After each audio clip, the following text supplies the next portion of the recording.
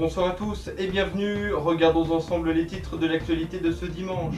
L'onde de choc du corps enseignant après l'assassinat d'un professeur d'histoire-géographie à Conflans-Sainte-Honorine dans les Yvelines. Après avoir évoqué la liberté d'expression dans un cours d'enseignement moral et civique, l'Élysée a par ailleurs annoncé qu'un hommage national serait rendu à la victime mercredi. L'assaillant présumé est un jeune adulte de 18 ans d'origine tchétchène. Il a été abattu par les forces de l'ordre. 10 personnes ont été placées en garde à vue dans le cadre de l'enquête. Plus de 20 000 cas en 24 heures, les chiffres de contamination au Covid-19 en France ne cessent d'augmenter malgré les nouvelles restrictions annoncées mercredi soir par le président de la République Emmanuel Macron. Nous reviendrons sur ce qu'il faut retenir de ces annonces et nous serons en région à Grenoble, placée en zone à risque et où les mesures de restriction ont été déployées comme dans 9 autres métropoles de France. Elle incarnait la joie de vivre et le courage. Raina, une adolescente de 16 ans et star du réseau social TikTok, est décédée ce jeudi après s'être battue contre la maladie du progéria qui déclenche un vieillissement accéléré. Cette maladie, découverte en 1886 par un médecin britannique, est peu répandue et touche 10 à 20 millions de personnes à travers le monde. Enfin, dans ce journal, à seulement 13 jours d'Halloween et de la chasse aux bonbons contre le mauvais sort, nous reviendrons sur les origines de cette tradition née en Irlande et en Écosse au XIXe siècle, issue de la tradition celtique. La liberté d'expression, cible de la République après l'assassinat d'un professeur d'histoire-géographie vendredi soir, alors qu'il regagnait son domicile, un acte terroriste islamique jugé ainsi par le président de la République Emmanuel Macron. L'enseignant avait montré des caricatures de Mahomet lors de son cours d'éducation morale et civique. L'enquête se poursuit, 10 personnes ont été interpellées. Emmanuel Macron appelle à faire bloc. Un hommage national sera rendu à la victime ce mercredi. Retour sur les faits avec Rodrigue Bedin. Scène d'horreur ce vendredi 16 octobre aux confins des Yvelines et du Val d'Oise. Il est un peu plus de 17 heures lorsqu'un homme est retrouvé décapité dans la commune de Conflans-Sainte-Honorine dans les Yvelines. Il s'agit d'un professeur d'histoire dans un collège qui avait montré la semaine dernière à ses élèves des caricatures du prophète Mahomet alors qu'il faisait un cours consacré à la liberté d'expression. L'individu a été interpellé quelques minutes plus tard non loin des lieux du drame, muni d'une arme blanche et d'une arme à feu à Éragny dans le Val d'Oise. À plusieurs reprises, les policiers lui demandent de poser son arme, mais l'homme refuse. Les policiers feront feu sur lui, le blessant mortellement d'une dizaine de balles. Selon une source judiciaire citée par l'AFP, une pièce d'identité retrouvée sur lui indique qu'il serait né à Moscou en 2002. Il s'agit d'un jeune homme connu de la justice, mais pas des services de renseignement. Il n'était en effet pas fiché S pour islamisme radical. Il était connu pour des affaires de violence en réunion et dégradation de biens publics alors qu'il était mineur. On ne sait pas en revanche quels étaient ses éventuels liens avec le collège où le professeur d'histoire enseignait. C'est la République qui est attaquée, a réagi peu après l'attentat le ministre de l'Éducation nationale Jean-Michel Blanquer. L'initiative de l'enseignant avait, semble-t-il, provoqué des réactions indignées de la part de certains parents. Dans une vidéo relayée sur les réseaux sociaux le 8 octobre, le père d'une élève scolarisée en 4e au collège du Bois d'Aulne relate notamment l'événement. D'après des témoignages recueillis par nos confrères d'LCI, l'enseignant avait déjà l'an dernier donné ce même cours sur la liberté d'expression sans qu'aucune polémique ne soit faite. Samedi, la vidéo de ce père de famille était toujours en ligne et la liste des commentaires n'a cessé de s'allonger. Va-t-on pouvoir continuer à enseigner sans avoir peur de se faire tuer, réagit une mère d'élève, précisant qu'il s'agissait d'un cours sur la censure et la liberté d'expression dans l'histoire européenne. En fin de soirée, c'est le président Emmanuel Macron qui a réagi depuis les lieux du drame. Un de nos concitoyens a été assassiné aujourd'hui parce qu'il enseignait, parce qu'il apprenait à des élèves la liberté d'expression, la liberté de croire et de ne pas croire. L'Élysée a annoncé ce samedi en fin d'après-midi qu'un hommage national au professeur décédé serait rendu mercredi en accord avec la famille. Le ministre de l'Éducation a également précisé qu'une minute de silence serait observée lundi 2 novembre, jour de rentrée. L'autre titre de l'actualité de ce dimanche, c'est aussi la situation en France autour de la propagation de la pandémie du Covid-19 qui continue de gagner du terrain avec 867 197 cas testés positifs, 33 392 guérisons et 104 696 décès. De nouvelles mesures de restriction pour enrayer ce virus ont été annoncées mercredi soir par le président Emmanuel Macron. 9 métropoles ont été placées en situation de forte propagation et ont adopté un couvre-feu. Le détail de ces annonces avec Maïki Suplon. Le président de la République Emmanuel Macron a annoncé un couvre-feu dès samedi minuit et qui devrait durer pour l'instant 4 semaines. Le couvre-feu sera pour les métropoles où le virus circule fortement. À Lille, à Rouen, Paris, Lyon, Grenoble, Marseille, Saint-Étienne, Toulouse et Montpellier. Les cinémas et les théâtres seront fermés. L'attestation de déplacement fait son grand retour. Elle sera disponible sur le site du gouvernement. Pour avoir plus d'informations, vous pouvez appeler le numéro vert qui est le 0800 130 000. Le non-respect de la mesure sera passible d'une amende de 135 €. Les fêtes privées seront interdits dans toute la France. Les mariages seront aussi interdits, à moins que vous possédez un château ou une demeure. Mais vous pouvez inviter pas plus de 6 personnes. Tandis que l'application Stop Covid sera renommée Tous Anti-Covid. L'application sera présentée par le ministre de la Santé Olivier Véran dès le 22 octobre. Partons désormais à Grenoble, qui est une zone classée en forte circulation du Covid-19. Bonjour Donovan Bunker, vous êtes avec nous. Quelle est la situation et le ressenti sur place ? Bonjour Steven, à Grenoble la situation est critique. Beaucoup de cas ont été recensés en Isère et partout dans Grenoble. Le couvre-feu avait démarré ce samedi dans la nuit à partir de minuit et pendant plusieurs semaines, il commencera à 21h jusqu'à 6h du matin. Les magasins fermeront également entre 19h30 et 20h30. Les moins de 25 ans sont toujours les plus touchés partout en France et également à Grenoble et en Isère ou en Île-de-France. Ce vendredi, le syndicat mixte des mobilités de l'air grenobloise, en revanche, avait annoncé que la fréquence normale du réseau maintenue à l'exception de la fin de service qui passe de 2h du matin à 1h le matin, le temps d'une période d'observation. Merci beaucoup pour toutes ces précisions. Et puis, en dehors de la France, d'autres pays ont mis en place des mesures restrictives, comme en Belgique dès demain pour 4 à 6 semaines. D'autres pays voisins européens les ont imposés depuis maintenant quelques semaines. Dans le monde, ce sont 39 485 409 cas testés positifs, 1 145 486 décès, 27 106 519 guérisons. Voici maintenant le tour d'horizon de la situation un peu partout dans le monde avec ce reportage de Davian May.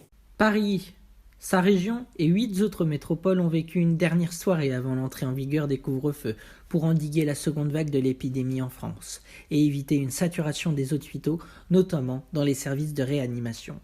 Le couvre-feu est entré en vigueur ce vendredi à minuit en Île-de-France et dans 8 métropoles: Aix-Marseille, Lyon, Lille, Toulouse, Montpellier, Grenoble, Saint-Étienne et Rouen. Il concerne 19,2 millions de personnes, soit près de 30% de la population française. Quelques 12 000 policiers et gendarmes, auxquels s'ajoutent les équipes de police municipale, doivent être déployés en Île-de-France et dans les métropoles de Lyon, Lille, Toulouse, Marseille, Montpellier, Saint-Étienne, Aix-Marseille, Rouen et Grenoble. Dans toutes ces villes concernées, les soirées au restaurant vont devoir être écourtées, ce qui provoque l'ire de la profession. Pas de dérogation non plus pour les spectacles, les règles devront être de même pour tous, a tranché le Premier ministre Jean Castex, alors qu'il était interrogé sur une demande d'assouplissement soutenue par la ministre de la Culture, Roselyne Bachelot, qui aurait permis aux spectateurs de théâtre ou de cinéma de rentrer chez eux après 21h. La ministre déléguée au sport, Roxana Maracineanu, a exclu vendredi sur France Info une dérogation au couvre-feu pour les sportifs amateurs. Ils vont être responsables de cette situation. Nous devons venir en aide au soutien très fort au personnel médical et aux personnes qui vont être atteintes du Covid-19 et qui sont déjà dans les hôpitaux, a déclaré Madame Maracineanu, interrogée sur un assouplissement du couvre-feu similaire à celui demandé par Madame Bachelot. Les chiffres du Covid-19 continuent de grimper avec plus de 25 000 cas en 24 heures recensés et 178 décès. Pour continuer à tracer l'épidémie de Covid-19, une grande enseigne a mis en place un formulaire avant d'entrer dans son restaurant, le restaurant McDonald's, pour remonter chaque cas contact. L'application Ensemble Stoppons le Covid, lancée par Emmanuel Macron après le flop de Stop Covid, sera présentée le 20 octobre prochain par le ministre de la Santé, Olivier Véran. On l'évoquait dans nos précédents journaux et manifestement la situation ne s'arrange pas depuis maintenant fin septembre dans le Haut-Karabakh au Moyen-Orient. De nouveaux combats nourris entre Arméniens et Azerbaïdjanais sont en cours. Des négociations de trêve n'ont pourtant pas apaisé les tensions dans le pays. On dénombre des centaines de morts dans une région en conflit abondant. Détails de ces conflits décryptés par Mathis Armand. Le Haut-Karabakh, république autoproclamée après la chute de l'URSS, mais non reconnue par la communauté internationale, est une région montagneuse séparatiste de l'Azerbaïdjan. Il possède 150 000 habitants, majoritairement arméniens, et est aujourd'hui au centre du conflit entre les deux pays, après 26 ans sous un régime de cessez-le-feu. Depuis le samedi 26 septembre, l'Azerbaïdjan échange des tirs d'artillerie avec l'Arménie afin de récupérer le contrôle du territoire, pourtant pas plus grand qu'un département français. L'Azerbaïdjan lance aussi des bombardements aériens, appuyés par des nouvelles technologies comme des drones kamikazes. L'Arménie est plus pauvre, mais peut compter sur le soutien économique et politique de la Russie. La Russie, qui cherche d'ailleurs à avoir un rôle de médiateur dans le conflit, en équilibrant les forces entre les deux pays belligérants. Elle vend des armes à l'Azerbaïdjan tout en entretenant 2 bases militaires arméniennes. Le pays possède une forte influence dans la région et Vladimir Poutine a appelé le 27 septembre à la fin de ces combats meurtriers. La Turquie, à l'ouest, est un fort soutien de Bakou et lui envoie des forces militaires. L'arrivée de ce nouvel acteur dans la région complique le conflit et sa gestion, notamment pour Moscou. La Turquie n'a d'ailleurs aucune relation avec l'Arménie, surtout que le pays ne reconnaît pas le génocide arménien de 1915. Le sujet s'est également invité à la table des négociations à l'Union européenne le 1er et le 2 octobre, le nommant de sujet grave et appelant à un cessez-le-feu tout en dénonçant l'ingérence de la Turquie, c'est-à-dire ses interventions dans le conflit. Un cessez-le-feu a pourtant été annoncé à Moscou et devait prendre effet ce 10 octobre à midi. L'accord n'a pas tenu une journée et Erevan et Bakou s'accusent mutuellement de le violer. C'est un échec pour la paix. La capitale du Haut-Karabakh, Stepanakert, est pour sa part presque vide. Après un appel de mobilisation générale, les hommes sont partis au front et les civils sont cachés dans des abris souterrains. De nombreuses familles se sont aussi réfugiées hors des frontières, en Arménie. Pour ce qui est du bilan humain, aucun chiffre n'est communiqué sur le front. Et selon les derniers bilans officiels, 21 décès sont à déplorer côté civil. Seule l'Arménie se dit, pour l'instant, prête à négocier, tandis que l'Azerbaïdjan, lui, ne veut pas en entendre parler.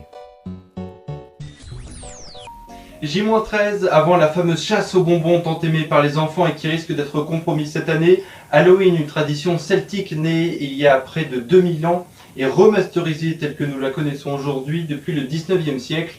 Reportage déguisé et masqué signé Émilie Dubac, Mikey Supron. Le 31 octobre prochain, les Français fêteront Halloween. Comme dans d'autres pays du monde, cette fête mondialement connue nous vient des Celtes et des Gaulois. Depuis, elle a beaucoup évolué, mais surtout elle s'est adaptée à la culture de chaque pays. Il y a plus de 2500 ans, les Celtes l'appelaient Samhain. En Irlande, en Grande-Bretagne, mais aussi au nord-est de la Gaule, l'année se termine une nuit de pleine lune qui correspond à la fin de notre mois d'octobre. La fête de Samhain commençait 3 jours avant cette nuit pour se terminer 7 jours plus tard. Elle célébrait la nouvelle année, mais avant tous les morts. Plus tard, les conquêtes et les religions impacteront les fêtes celtiques. C'est ainsi que la fête de la veille de la Toussaint finira par voir le jour sous le nom d'Halloween. Aujourd'hui, Halloween est fêté au Royaume-Uni, en Irlande, aux États-Unis, au Canada, en Australie, en Nouvelle-Zélande, mais aussi dans d'autres pays d'Amérique du Nord et d'Europe. Halloween a connu un grand succès quand elle a été introduite en France dans les années 1990. Mais aujourd'hui, il n'y a pas que les enfants qui fêtent Halloween en se déguisant pour faire la fameuse chasse aux bonbons le soir du 31 octobre. En Irlande, les habitants tentent de respecter les traditions de leurs ancêtres celtiques. Les enfants et les adultes se déguisent en créatures maléfiques avant de défiler dans les rues. Pendant la nuit, ils font des feux de joie ou des feux d'artifice.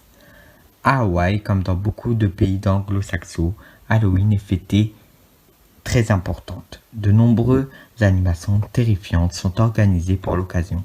Par exemple, en Australie, la ville de Brisbane organise un défilé de zombies dans les rues.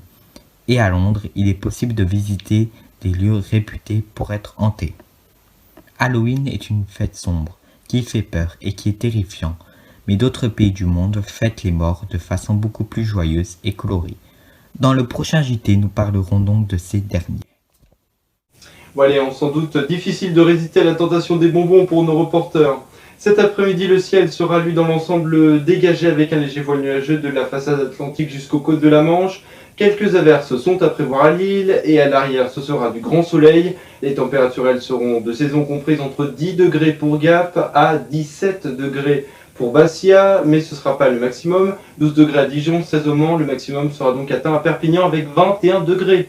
Pour votre tendance, le temps lui sera sec et ensoleillé avec un léger voile nuageux ce lundi et des températures comprises entre 1 degré le matin. Il fera donc froid et à Grenoble jusque 21 degrés pour le maximum dans l'après-midi. À Montauban, l'arrivée d'une perturbation est à noter dès ce mardi avec pluie et éclaircies mêlées. Ça risque de souffler en bord de mer et en plaine, soyez prudents. Le temps pour mercredi et jeudi sera relativement le même, très instable. Toutefois, le soleil continuera de persister sur l'Hexagone. C'est la fin de ce journal, merci à vous de nous avoir suivis. Prochain rendez-vous avec l'information, ce sera dans 15 jours. Mais avant, ne ratez pas le retour du grand format. Avec David Maï, nous reviendrons sur le portrait et l'affaire judiciaire de Jacqueline Sauvage, le combat d'une vie. Je vous souhaite de passer une très belle fin de journée.